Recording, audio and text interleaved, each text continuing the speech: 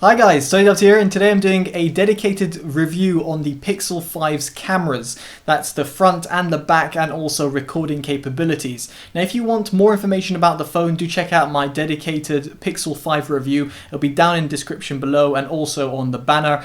Also down there you'll find a link to my Instagram. It's at TotallyDubbed. I'd very much appreciate a follow if you use that social media platform. And if you're interested in all electrical hybrid vehicles or just curious about them, do check out TotallyEV. Your support would be very much appreciated. So without further ado, let's get into this dedicated video review. So first off, I want to cover what you actually see on the camera app itself. Now going at the top, you can see you've got quick toggle settings, and these depending on the mode that you're in. Now first off, you've got flash, motion photo, timer and full image ratio, or you can go on the wide crop 16:9. And if you go into the settings cog, you can see you've got even more options. In the advanced mode, you can see you've got RAW plus JPEG control, and you can also store a bit more efficiently via the H.265 or HEVC codec. So worth noting those. And finally as well, you've got the photo resolution, full resolution or medium resolution if you don't really mind about that. The video stabilization enabled or disabled, and we'll get into this in just a bit. And you've also got the audio zoom feature, which I'll showcase in this video. Now in this, aside from the settings, if you look at the interface over here, you can see you've got the zoom. Now the zoom goes up to 7 times and then all the way goes down to 0.6 times, and that's the ultra wide lens.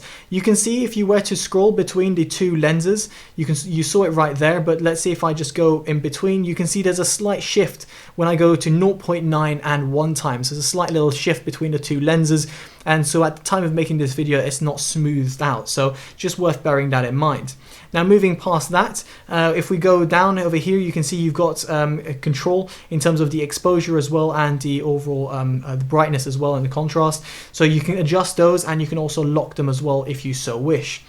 Moving from the camera app, you've also got a selfie app, which in other words works in the same sort of way, apart from the fact that if you were to go on a selfie, you can see the camera and me over here, that you got the 1 times and the 1.4 times as a default. And you can see the settings over here. You've got the face retouching that comes up, and also selfie illumination, which basically brightens up the screen before taking a photo. Moving back to the rear-facing camera, let's go into portrait mode. Now in terms of portrait mode, by default it comes with 1 times. You can go into 1.3 times as well if you so wish, so it's just worth bearing that in mind. And you can't go into the ultra-wide mode in this setting, so you can't take ultra-wide portrait, which kind of makes sense. In terms of the settings, you can see same sort of settings in terms of the selfie, where you've got the face retouching and the image ratio. Again, if I go into the front-facing camera, it goes into 1.2 times automatically.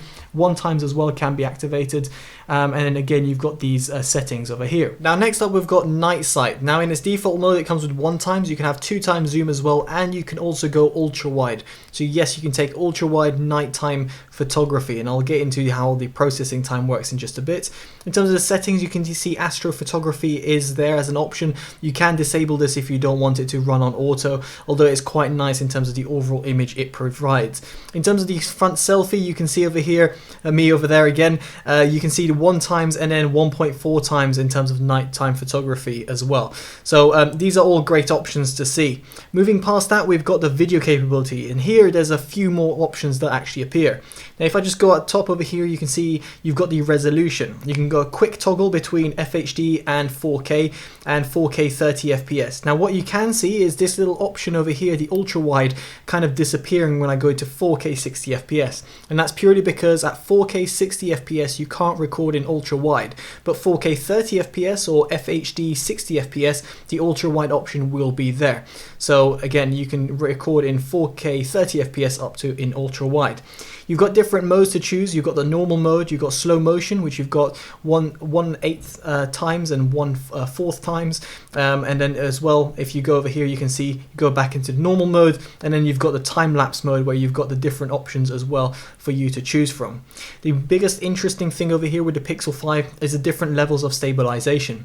You've got standard, locked, active, and cinematic pan, and I'll get into these in a little bit into the video segment of the review, but just worth knowing that these options are there.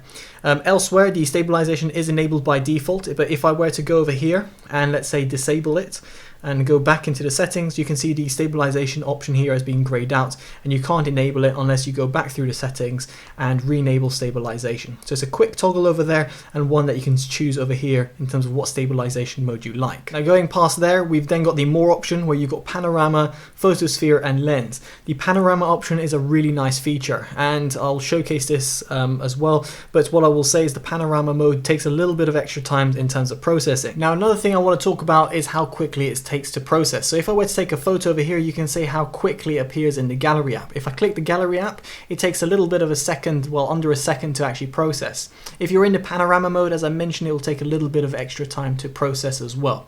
Now through the gallery app, you can do also different adjustments, and I'll showcase this in the portrait mode as well, but here you can see the different levels of adjustments in terms of a normal photo that you might take, and it's quite a nice little options that you get, and you can even add filters if you so wish, so I can even completely change it if I so wish, and then also do even a markup if I wanted to. So it's great to see this, and also when you save, it can save it as a separate copy, so therefore you've got both of the images in your gallery. Now in terms of taking portrait shots, as you can see over here, and it's kind of blurred out the background, it's really nice because the additional option comes in where you can adjust in terms of portrait light, and this is a new option. Now portrait light essentially shines a light around your face, and you can see potentially it shining around my face. You can also adjust the level of that and make it even more obvious if there is a certain light. This is really great because it adds a sort of little bit of a different dimension in terms of how the lighting of your image can be, and allows you to really tailor your photo even better. So for example, if I make the color focus like this, you can see a nice black and white background with myself in my face, the face pretty well colored to say the least, and the portrait light, let's say, over here, and you know, that looks pretty cool in comparison to what it was before. Of course, you might not like this feature, but the fact that Google have integrated it for you to really easily tailor to your liking and then save yourself a copy is just really intuitive. It's also worth knowing that this feature is present in night sight portrait shots. So for example, this is the night sight shot, and this is the normal portrait shot, so you can see the two differences. But we can go into settings again and go into adjust, and you can see portrait light is there. Likewise with this one, with the normal portrait shot, as you might expect, in terms of adjust, you got the portrait light option there as well. Again, great little inclusion, and the fact that it's present in these features in these different modes is also a definite plus point. Let's talk about specs. Now at the back, you've got a 12.2 megapixel f1.7 aperture lens and a ultra-wide 16 megapixel f2.2. At the front, you've got a singular 8 megapixel f2.0 aperture lens, so worth bearing that all in mind. So now with that out the way, let's get into the actual camera stills. Now I had a flurry of phones to test, and this is thanks to Vodafone for sending me these samples. As you'll be able to see on your screen right now, I was looking at the Audi A7 TFSIe for Totally EV, and here you can see that the Pixel 5 competes very well in comparison to the other Pixel devices and the S10 Plus. Here it's far outperforming the S10 Plus in terms of its overall color reproduction, and it's got a neutral sort of tone to it. Scrolling over, and we go over to the S20 Ultra and the flagship Samsung devices, and here you can see that the Pixel 5 does compete relatively well, although its more neutral tone won't be as appealing to most people's eyes. Here the S20 Ultra 5G and the Note 20 Ultra 5G provide just a bit more vibrant tone, specifically in the red color, and if you look at the back at the hedges on the left hand side, it just looks a little bit more, well, vibrant to say the least. Here I will say it does better the Note 20 5G's result, which is similar to the S10 Plus. Now moving into landscape photography, you can see that the Pixel 5 does a fantastic job at stitching up different images and providing that HDR type of image. Here the Pixel 5 is far superior than, let's say, the Pixel 4a or the Galaxy S10 Plus. While in comparison to the Samsung flagships, it's pretty much on par, at least with the Note 20 Ultra 5G and I would say the S20 Ultra 5G. Yet again, outperforming the Note 20 5G in this shot, and this is just to give you an idea, this is on the 12.2 megapixel lens on the Pixel 5, not on the ultra wide. Now in terms of zooming in, the Pixel 5 has 7 times zoom in terms of maximum zoom it can get. Pixel 4 XL 8 times, Pixel 4a same as the 5 at 7 times, and the S10 Plus at 10 times. Here you can see that the 5 does a great job at providing a good zoom and a decent amount of level. It's far superior than the 4a and the S10 Plus. However, in comparison to the Samsung flagship phones, it's nowhere near as good. Specifically here in comparison to the S20 Ultra 5G, and a Note 20 Ultra 5G, which both are running at 10 times zoom over here, it's just far less superior, or far less good in reproducing a zoomed in shot. Furthermore, the Pixel is limited to 7 times zoom, while the Samsung alternatives, for example the S20 Ultra 5G, goes up to 100 times zoom. While it's not ideal in terms of quality, it just means you've just got far better ability to get a better zoom quality. Now moving into the complete opposite and going into more macro shots, here you can see that the Pixel 5 does a great job of providing an overall tonality throughout the image. It doesn't go overly warm, let's say like the Note 20 Ultra 5G, and nor does it seem to kind of overblow the shots or seem that it's kind of off-piste. Instead here, there's a great tonality, and in my opinion, it just does a perfect job at the macro shots. These shots were taken at sub 5 centimeters, so just worth bearing in mind, and this was like a little tree stump in Wimbledon Common. Now moving to the selfie camera, here you can see the Pixel 5 does a fantastic job. No matter in terms of the tone, it's far superior than its competitors, namely the Samsung flagship phones. Now while the Samsung flagship phones have great megapixel capabilities in terms of the overall tonality and the way that they can focus on my face versus distinguishing the background, in this respect the Audi A7, the Pixel 5 is far superior and in my opinion provides a much more better overall tonality. Again, same like the macro lens, a nice tonality throughout the image, but in this respect not only giving great focus to my face, but also stitching that up really well with the HDR capabilities. We've then got a background shot with landscape. Yet again here the Pixel 5 XLs. Now why I did forget to put the Pixel 4 XL one, because well simply I forgot to take the shot. You can see here in portrait mode it further emphasizes my face in comparison and to the background, and correctly blurring out the background without having too many problems with pixelation. Here it's far superior than the S10 Plus and better than the 4A, while in comparison to the Samsung flagships it again provides a fantastic ability of stitching background images with foreground images, in other words my face and the background tree in Wimbledon Common, and providing a great overall picture, which is not only great for sharing on social media, but one, let's say for example, if you were to frame on your in your living room. Now moving things indoors and going into low light conditions, here is where the Pixel 5 really was incredible. In comparison to the 4 XL and the 4A, it's very similar in terms of its low light performance or in night performance. But in comparison to the Samsung alternatives, it's far superior in so many different ways that it's actually kind of, not say laughable at how the Samsung flagships perform, but here the Pixel 5 is just seriously impressive. Specifically in night mode, which here I felt that the phone really came to life and didn't blur too much while still preserving a good amount of light data. Now the same couldn't be said however about its ultra-wide lens. Here in comparison to the Samsung flagship phones, the Pixel 5 just doesn't look as good. It looks a bit blurry, it seems a little bit washed out, and while the Samsung phones aren't exactly particularly amazing either, the S20 Ultra 5G particularly is far superior in this domain. So if you're taking low light ultra wide shots, then here you'll find that the Pixel 5 is a bit lackluster. Now the same couldn't really be said if you take it outdoors and you look into ultra wide shots, both in terms of, let's say, this tree shot where you can see a comparison between the different lenses, but here it's still, the Samsung are still a little bit more superior. Specifically if you were to zoom in even further, you'll see a lot more detail on the tree. As for taking images of objects, so again for example the Audi A7, quite a large object shall we say, here again the Pixel 5 does a decent job, far better than it did in the interior, but it's still not as good as the Samsung alternatives. Again, if you were to zoom in even further, there is a lot of pixelation, pun intended, on the Pixel 5 in comparison to the Note or the S20 flagship range. What I will say over here is the ultra wide is a little bit of a letdown in terms of still photography. Now another thing I do want to cover is that the Pixel 5 is somewhat, again, held back in terms of its social media apps. What I would say over here, it is more to do with Android more than anything else. I think iOS users get it a lot better. But here you can see an image of my face in Messenger, WhatsApp and Instagram in comparison to the default camera app.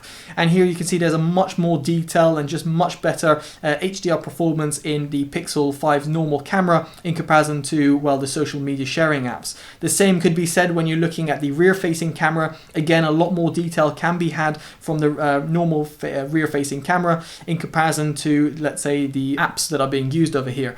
So again, something to be mindful of. Elsewhere, I will also say that the Pixel 5, as I showed before through the app, you've got different modes. And one that's relatively new is the night portrait mode. Now, the night portrait mode combines what you can take in your normal selfie mode and the portrait mode, and provides a fantastic quality photo. You can see over here that on the left hand side, the night portrait shot is just far better, not only in terms of producing a more lifelike image, but also giving more detail on my face and the white background in comparison to the normal portrait or the normal selfie. So this feature is very much appreciated and one that will be definitely used by a lot of people. Now, still images aside, let's get into video capabilities. Now at the rear you've got 4K, 60 and 30 FPS to choose from, all of which are stabilized, and also you've got 1080p, 30 and 60 FPS. You can go into the slow-mo modes as well, which you get up to 240 FPS, so worth bearing that in mind. The normal frame rates, as in the non-slow-mo ones, are stabilized, so that's great to see. At the front, unfortunately, you're limited to 1080p 30 FPS. You got no 4K recording capabilities, or neither do you get 60 FPS recordings, which is slightly a shame given the rest of the spec of the phone, specifically the rear-facing camera. One would have expected that same sort of quality to come at the front selfie camera. That unfortunately has not really changed since the other Pixel devices. Now, while specs are quite interesting to know, let's be honest, we want to look at the performance. So what you'll see on your screen right now is the comparison between the Pixel 5 and some of its competitors. As I had a lot of phones, I did the test throughout all the different phones, and what I can tell you is that the Pixel 5 does an incredible job. Not only in terms of how it handles the overall image and how it samples it and how it processes it as well, specifically because it's got a mid-tier processor in comparison to some of the flagship processors out there, such as the Samsung devices. It does a great job at panning, in other words, not seeming choppy as such, and furthermore seems to get all the right detail and sort of the right saturation level. It's not overblown and neither is it too muted, so therefore it looks great when it comes to sharing on social media, sharing with your family and friends, or indeed, of course, saving it for yourself and watching it at a later date if you have a folder on your phone for that. So what I'm trying to say over here is that despite the pixels that it can actually output, and furthermore in terms of what it can actually get in terms of processing, the Pixel 5 does a fantastic job at combining its sensor, so to say, limitations, and also its processor, and getting an incredibly great result of a video. The thing which really took me by surprise, and I think a lot of people by surprise as well in my hands-on videos which I published a couple of weeks back, is the fact that its stabilization is incredibly good. Not only at the front, but also at the back. Stabilization is enabled throughout all the different modes, and therefore allows you to get a fantastic overall performance. The same could be said again, stabilization does come through in ultra-wide mode. Now, very much like the still photography, its ultra-wide lens is very much disappointing. In its video compartment over here, it's nowhere near as good as the Samsung alternatives, which produce not only a sharper image, but one that doesn't look grainy or kind of washed out or kind of painted up. In the grand scheme of things over here, its ultra-wide recording lens is not that great. Now, there's also in terms of the audio quality. Now, it was a windy day, so it's a little bit hard to judge. However, I've got a little feature on the audio zoom. So what I'm going to do is play that back and you guys can hear in terms of the overall audio quality that comes through. Here we are in Wimbledon Common and we're going to be testing the audio zoom. So now we're at 3x zoom while I'm walking around. I'm just panning around. So I'm going to go to 1x now. And I'll go to 0.6x, all while testing, and again all to test out the audio zoom function which is present on this device, and going to go back to 1x. Now, with that little video segment out of the way, it gives you an idea of how the video zoom actually copes with in terms of how it looks in terms of transitioning through the different zoom levels, and furthermore how the actual audio sounds. Personally, I'm not a massive fan of the audio zoom. I would actually leave it disabled, but for the purpose of this testing, I had to enable it for me to kind of showcase the feature for you. Your mileage may vary, but in my case, I preferred the normal audio that I was getting, and it did a good job at blocking out the wind noise and trying to give the best sort of clarity from my voice. Of course, again, if you're going to be in really windy scenarios, no phone is ever going to be capable of that. Even lavalier mics are going to suffer from that, so just worth bearing that in mind. Now, elsewhere, the new feature is called Cinematic Pan, which essentially smoothens out your footage, pans it at half the speed and is also muted. So this would be useful if you're going to be doing like a video stitching together, or indeed if you're going to be sharing it on social media where audio is not exactly that important. The problem over here is that as it's muted, if you've got any commentary, you can't have that. But still, if you're going to voice over it, that's not going to be an issue. I like the fact that also Google have integrated a few different video stabilization modes. Standard is the one I would normally suggest, but you can have active for a lot of movement, and also locked if you want to go and shoot from far away, and it has a 2x zoom applied to it. So this is great if you want to get a little bit closer to the subject, but you can't physically get there. So for example, let's say you're on a boat and you're looking at, let's say for example, an island, and you want to kind of film it but stabilize, then in this respect, this would be a great option for you. So on the whole, what do I make about the Google Pixel 5's rear and front facing camera? Well, I am not a professional photographer, neither am I a professional filmmaker, but in my subjective opinion and in comparison to the phones that I compared them to, which I feel are flagships and also budget devices, be it from Google themselves or Samsung, here I felt the Google Pixel 5 really stood out. As an overall performer, be it from its video capabilities to still photography, the Google Pixel 5 is a fantastic device. The only thing that really lets it down is its ultra-wide lens, which is ironically one of its USPs. Now I can understand that this could be potentially updated in the future, and if it does, I'm sure that it'll be a much better performer. But at the time of making this review, I would say its camera in its ultra-wide lens capability is a bit lackluster, and in comparison to its competitors, namely the more flagship Samsung devices, it truly can't compete in the slightest in this domain. But that's just my opinion, my unbiased, independent review of it. Let me know in the comments below what you make of it, indeed of other devices, potentially ones I haven't tested. I'd be very much intrigued to hear your thoughts, specifically if you've got a hands-on with the Pixel 5. If you like this type of video, make sure you give it a like, subscribe as it's very much appreciated, and of course favourite and share to help the channel grow. Alright guys, I've been Totally Dubbed, take care, and bye bye.